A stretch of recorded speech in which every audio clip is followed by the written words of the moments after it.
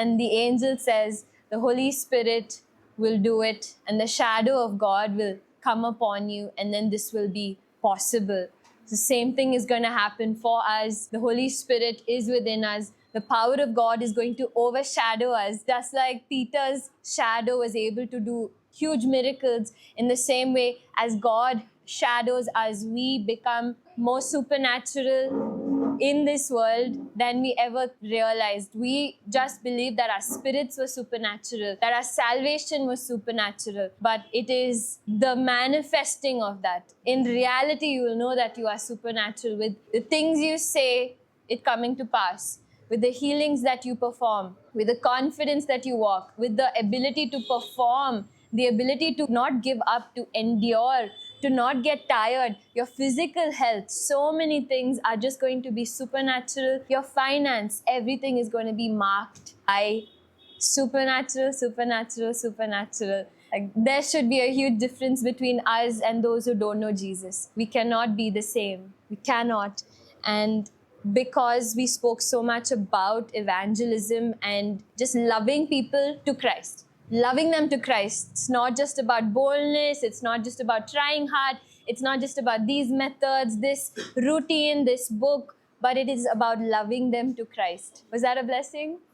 That was so practical, right? We can all love because Jesus has loved us. We can't love them because we've not experienced His love. Or we forgot that I was a filthy sinner once upon a time. I was lost, and it was only that love that saved me. So if you've forgotten, or if you've not yet experienced that love, today God is going to remind us just how grateful we should be for the miracle of salvation. It should be the greatest thing every day of your life. Like, I can't believe I get to be free. I can't believe that this is the life God has given me. I was in a pit. I was in a trap, helpless. I couldn't have saved myself. This is God. Every day we must be grateful for that. And every day, he who is forgiven much will love much. He who is forgiven little will love very little. So we who were once horrible, wretched sinners, let's come to God and say, God, thank you. Thank you. Let your love pour through me. I want us to go to the chapter where in Luke, we talk about the centurion, the Roman centurion. We were here in Livewire last week. It is so simple that even if someone who's not very well versed with Jesus Christ, just learning newly about Him, learning newly about the power of God, the Holy Spirit, this is something that I'll talk to you. Because this is a story about not a believer, not a Jew, not a Christian. No, he was an outlier. But this is one of the greatest examples of faith that has ever existed in the Bible.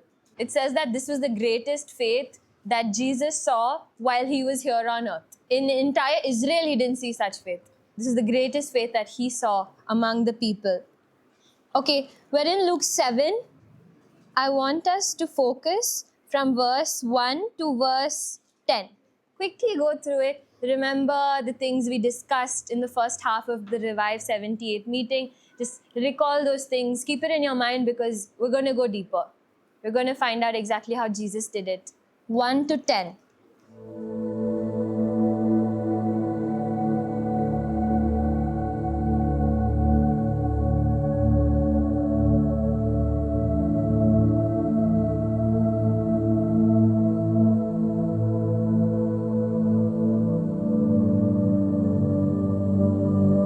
Okay, so you've got a good understanding of it now. We'll do a little context. What's happening here is Jesus he entered the city of Capernaum, and immediately many people come to Him, asking Him to come and heal them, asking them to come and pray, to cast out demons. But everywhere Jesus went in His 3.5 years of ministry, He was surrounded by people. And it was very rare for Him to not be surrounded by people because He performed miracles, He taught, He was a radical, very sensational character. People just wanted to be around Him. He was magnetic. He would just draw people in. Maybe they believed or they didn't believe, but everyone was drawn to Jesus. And then we see the leaders, the elders of the Jews from verse 3, when they hear that this centurion, this Roman centurion is having a servant and the servant is about to die. They say there's one man who can heal your servant, and that is Jesus. So a centurion is someone who's a leader over 100 people.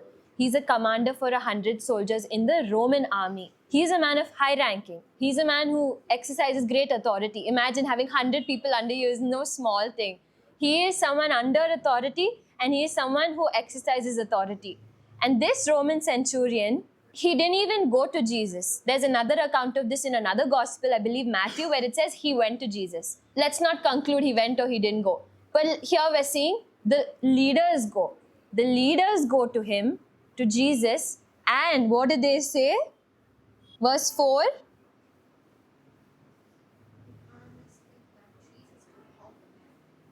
Anyone deserves your help, he does, they said. For he loves the Jewish people and even built a synagogue for us. Okay, the centurion is not in this account. He's not present. What are they basically doing here? Convincing him, but they're hyping the centurion, being a spokesperson for him. He's not there, but they're saying he built a synagogue for us. He loves our people. He's worthy of this. If you read the ESV, it says he is worthy of you doing this for him.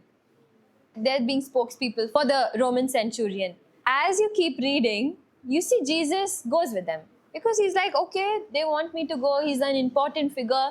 I feel like they might have just been trying to get favor with the centurion because he did so many things for them. But if they get the favor of the centurion, life will be easier for the leaders, the Jewish leaders. They'll be like, okay, we'll get this centurion to support us. Any plea we have to bring before Pilate, we'll have this person to support us. If we need some help with our citizens, with our roads, with our taxes, then we will have this centurion support. So he built a synagogue for us, he did this for us, he did that for us, he is worthy. Jesus, go to him. This is the first account of this kind where we see the Jewish leaders going to Jesus to plead with him and convince him to go do a miracle. The same people are offended when Jesus did a miracle. Now the same Jewish leaders, the elders, are going to plead with him for a miracle. Why? Favor. Simple. Because see, so much tam-tam they're doing. So much hyping. Okay? We'll move on. Jesus goes. And as he is on the way, who comes? Is it the centurion? He doesn't come again. Why doesn't he come? If you look at verse 6, what does it say? Do not trouble yourself, for I am not worthy to have you under my yoke. Therefore, I did not even think myself worthy to come to you, but say the word, and my servant will be healed. And then, we have the greatest account of faith that Jesus sees in his time on earth. The greatest account of man's faith. And he's not even a Jew. He's not a believer. He's not a Christian. Christians didn't exist at that time. He's a Gentile. And Jesus did not come for the Gentiles. Jesus came for the Jews. It was Jesus only after he goes to heaven, after his death, that Jesus became for the globe. Until Acts 1:8, Jesus only came for the Jews. Because somebody had to safeguard the word. The word cannot become diluted. They were the custodians of the gospel. They were the custodians of the writings. Jesus was not performing miracles in the Gentiles. Very few instances we have. And every single instance where he did a miracle for a Gentile is because of their faith. That's it.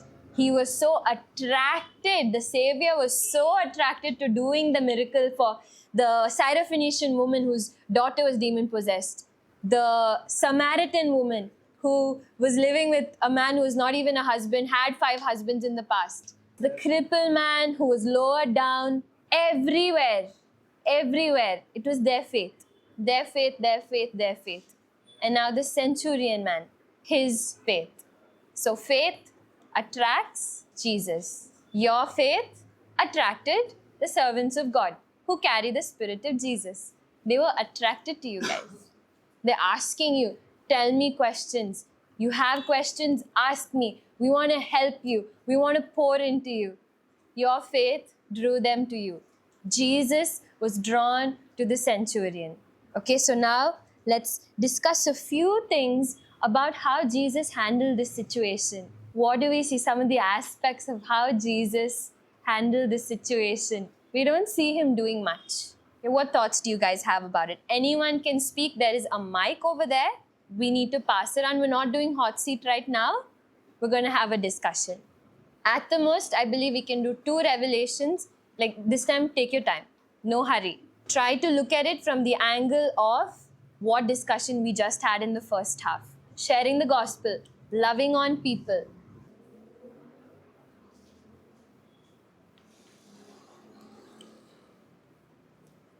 I have one parallel to it. So, if we see on the 4th verse, it is written, they came and begged to him earnestly.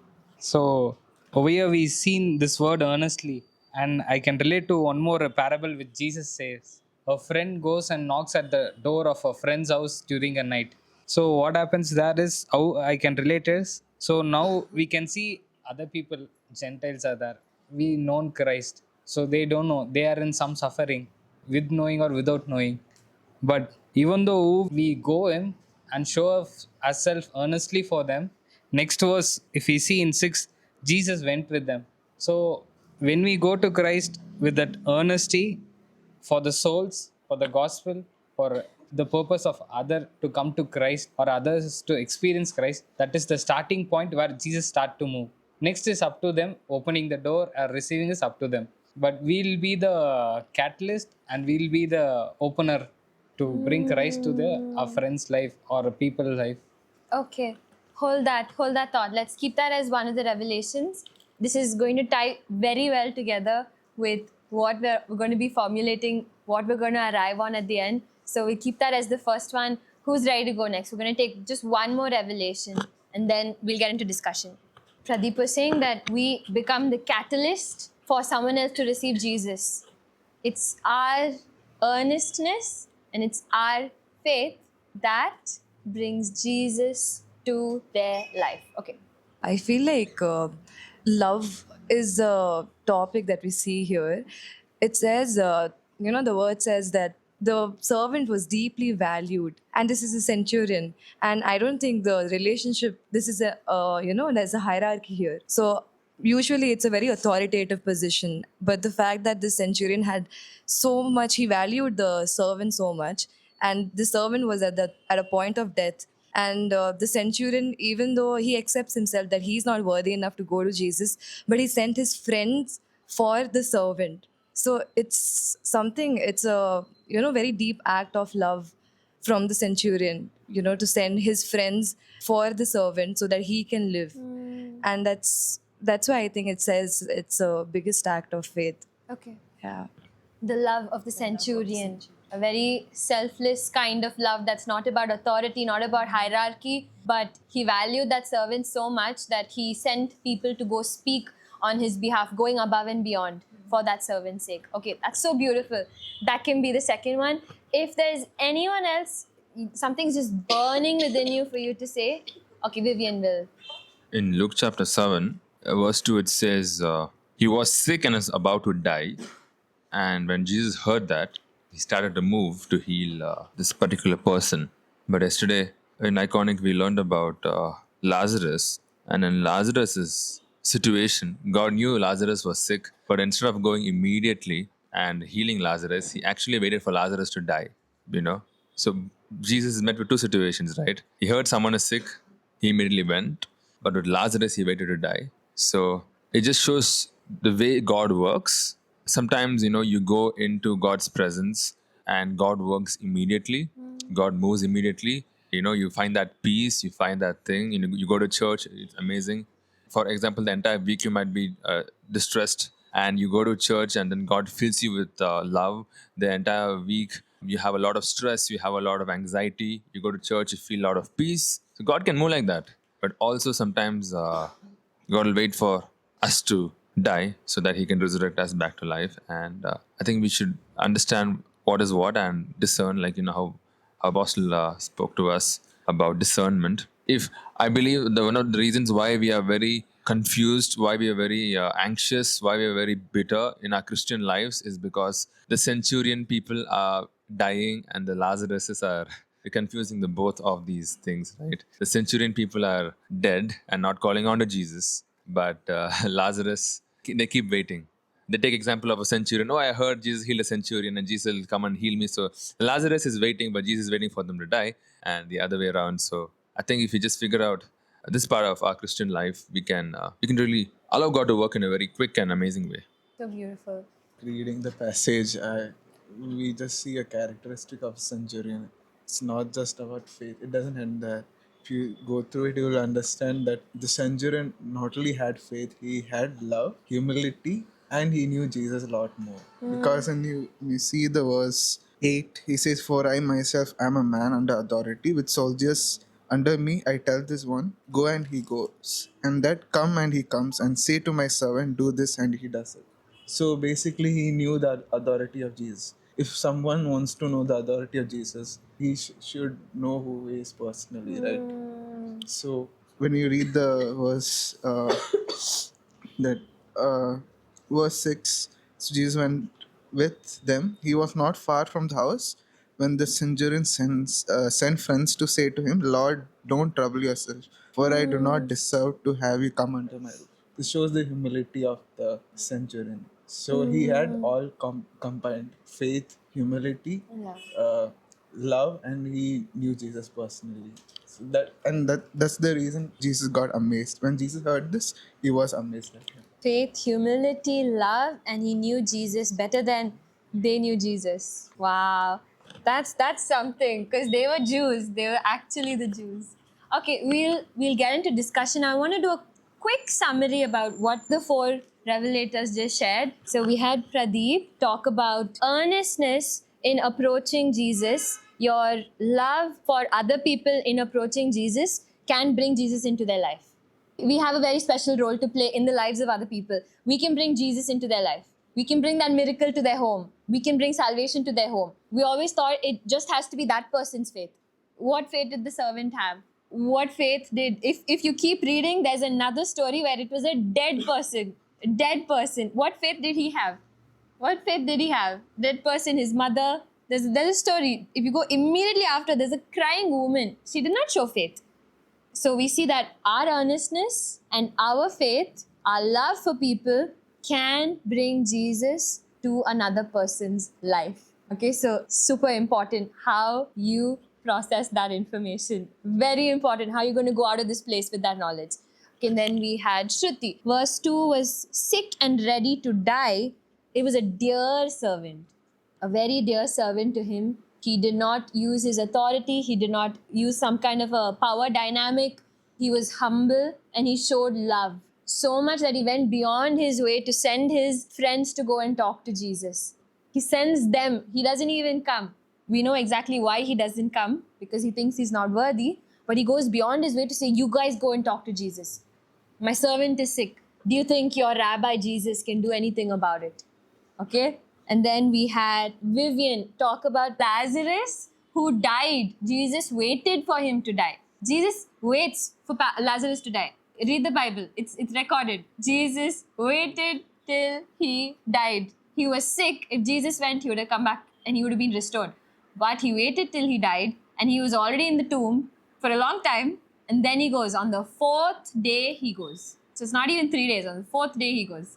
Okay? And we have the other one, the other side, which is the centurion servant who is sick and Jesus goes immediately. He was tying it to how sometimes when we pray, God immediately comes. He immediately answers. He immediately restores. But there are other times where he's waiting for the Lazarus in you to die. Lazarus is a picture of the old man, the old you, where he wants that to die. You are waiting for Lazarus to get healed, like the centurion servant was healed. But Jesus is waiting for that version of you to die. In the resurrection, a new life comes out. A new Nandini is born. A new Shruti, a new Sean is born again. And this person is going to be bringing glory to God. This new creation, see, Lazarus being sick and being healed did not bring that much glory to God. But the Lazarus who died and came back to life brought so much glory to God that it reflected the actual resurrection of Jesus Christ that was going to happen in a few days' time. He brought so much glory to God that Jesus said, this is representing what I'm going to go through. It's one of the greatest things he did, and it was the last miracle he did before he died. He didn't raise anybody. He didn't do many miracles. It's not recorded. After that, Jesus dies, and then the greatest miracle, he comes back to life on the third day. Then we had Sean, talking about how the centurion shows 4 characteristics that is what pleased Jesus. It's deeper than faith. We all talk about his faith, his faith, his faith. But it goes deeper than that. He showed humility. He didn't put himself above. He didn't assume anything. He was humble. He didn't make assumptions. He was humble and he had love. His heart was burdened for other people. Even though he's a great man, he's a centurion. He's a commander of 100 people, but he had love in his heart. And then we see that he had faith in God because he knew Jesus better than the Jewish leaders themselves knew Jesus. He knows him so well. If you look at verse 7-8, he knows him so well. Okay, so based on this, we're going to further the discussion. Let's dig deep into this. We have the love. We have faith. We have waiting for that old you to die or an immediate miracle. But that requires you to know what God wants to do in your life. As Apostle Richard was talking, you need to know his voice. As Sean said again, coming back to that, he knew Jesus. How do you know if you're going to have an immediate breakthrough or if the old you has to die? By knowing Jesus.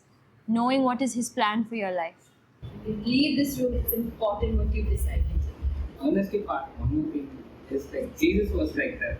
Jesus earnestly prayed for us, John 17, so that we'll get salvation, we'll get the Holy Spirit. So he stands there as a role model. You can see in John 17, he prays for his disciples, he prays for his people, and he prays for all. And he prays like he prays to the Father that you and I was one, let's be one with them.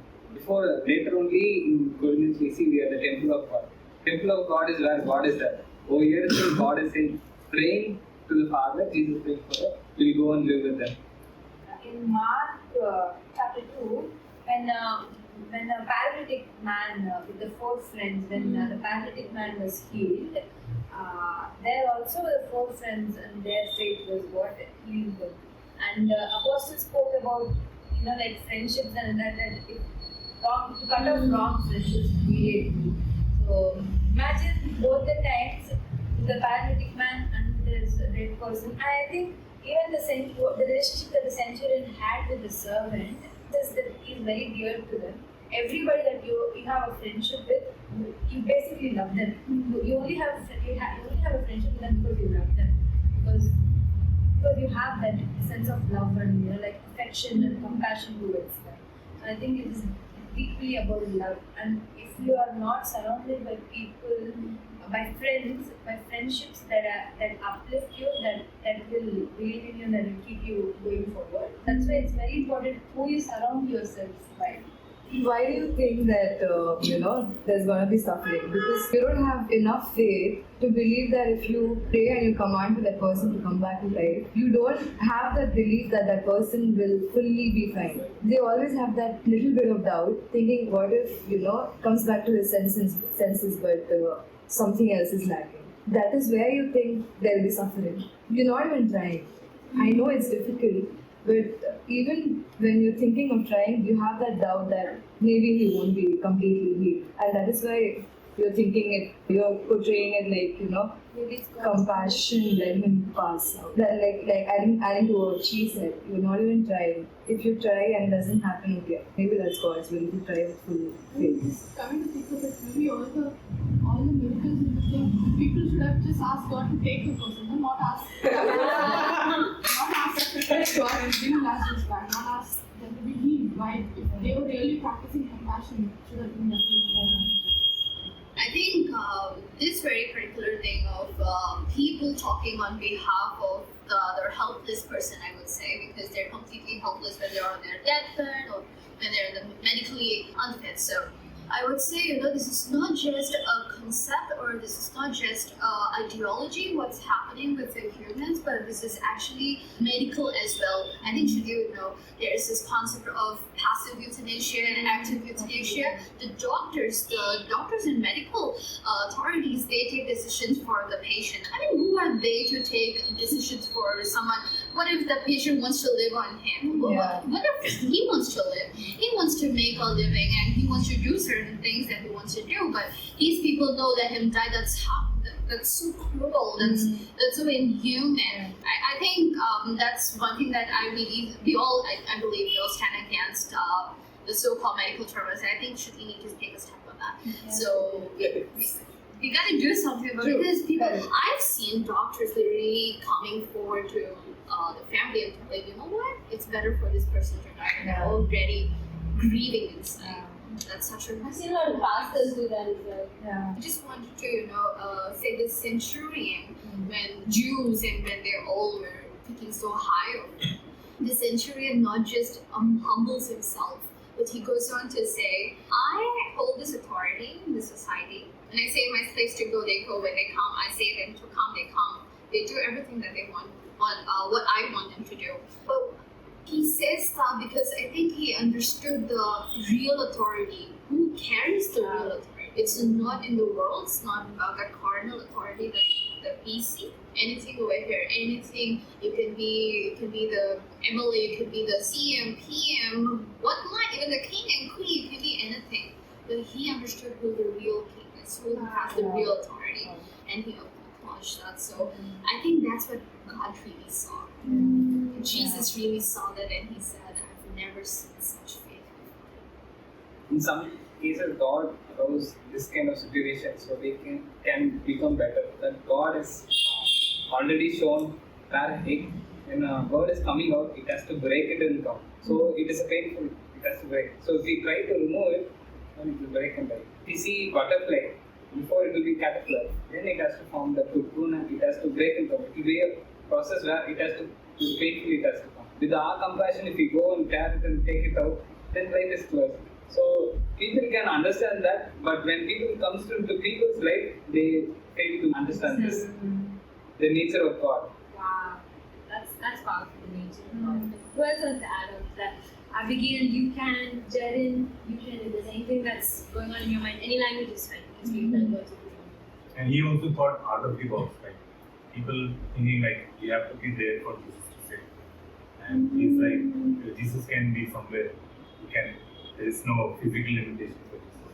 Because you mentioned that he was the man who unlocked. You can be far away and Jesus can still heal. It doesn't have to be like a person comes to your house, someone is to lay hand. He understood the power that the word is the person. The word is the person. We don't need a person. We don't need a pastor, anybody, person to come and lay hands. Yes, we have that. We love it. We honor it. But he is the man who unlocked this idea to us that the word equals to the person of Christ. So the same authority that Jesus would have, he went to the house of the servant, of the centurion, same authority that he sends his word. Because the word is equal to the man. He says, my servants do what I tell them to. My word is equal to me for them. So your word is equal to yourself. And we see the same thing with the Syrophoenician whose daughter was oppressed by a demon. Her daughter was not there in the scene. She was there. She was collecting the crumbs from under the table. And then Jesus says, your faith has healed your daughter. Your faith has set your daughter free. Her daughter is probably in bed at home suffering. But the moment she gets that word from Jesus that your faith has set your daughter free, back home, her daughter gets healed. This man, the servant, got healed the same time Jesus sent the word. There, her daughter got healed the same time he sent the word. And both were Gentiles. They were the rejected ones. Samaritan, the rejected ones. Meaning, for them, Jesus literally told her, dogs, you are eating the bread of the dogs. He didn't reject, but it was not yet his time. She could have gotten offended. This man could have gotten offended. And what was the sequence of this incident? Centurion took place first or this? We can't conclude on that because the Gospels order. I'm trying to see like if he saw that and because of that he believed that. Or Highly unlikely. Highly unlikely. That was a small isolated event. This was an isolated event. The Jews are thinking the man has to come and speak and lay hands and this and that. But the Gentiles realized that his word carries power. We got lucky that we were born after Jesus. We were born before Jesus, we don't have the chance to be as a Gentile. We need to be lucky to be born as Jews. Oh, before Jesus, nobody was saved. Nobody was saved. Nobody was saved. There was no salvation. There's no salvation in any other name except the name of Jesus. So, like for Abraham and everything, like what's the story for them? So Jesus, after he dies, they all had faith in the same God. They had faith, but they had no revelation of the Savior. But they all needed the same Savior because, as holy as Abraham and Moses was, everybody was, they still were not qualified. They were not worthy. But by faith they were justified, and there was a place where they were kept called purgatory, Abraham's bosom, call it what. But there's a recorded place in the Bible that they were kept waiting until Jesus Christ rose from the dead. So after Jesus Christ rose from the dead, he goes there, the person that they were believing and having faith for all these centuries, millennia, he reveals himself to them. So now purgatory is finished, it's closed, Abraham's bosom is empty, paradise, that's basically paradise. There's no paradise anymore. Because they know the Savior right now. They know the Savior, they know Jesus, now they are in heaven. But there is literally no way to get to heaven outside of Jesus. Even they had to go to Jesus. What you told was very interesting. Is centurion faith opened the door of new expansion of God's power. So similar thing we can see in a woman with the blood issue. So after that incident happened, we can see in later gospel, people go and touch. They'll wait in queue just to touch it. So your action of faith opens a new door for a generation. When you have this anointing in you, like however you are meant to be, like in the form of full spirit, like full form spirit, when you go into Christ, you change people there. Like you started something, and these many people came today. We will start something. It is going like a wildfire today. Just because of that person who's come today, she spoke, and a lot many people are going to change this way. And as Pradeep told, it's just a small drop of water that's going to come as a full tree with fruits. So one thing I just saw from verse 9 and 10, when the friends show the faith, and Jesus says to the crowd, he just marveled at him, and he says, I have never saw such a faith. And he stops there. He didn't told your servant is healed. Like the Bible, in this concept, it's not there. He didn't told your servant has made well, like in the past he's told to many. But in the 10th verse it says, when they sent, when those who were sent, returning to the house, found the servant well, who had been sick. Just they showed the humility and the faith, the great faith, as Jesus mentioned. I say to you, I have not found such great faith. And that great faith made the servant well.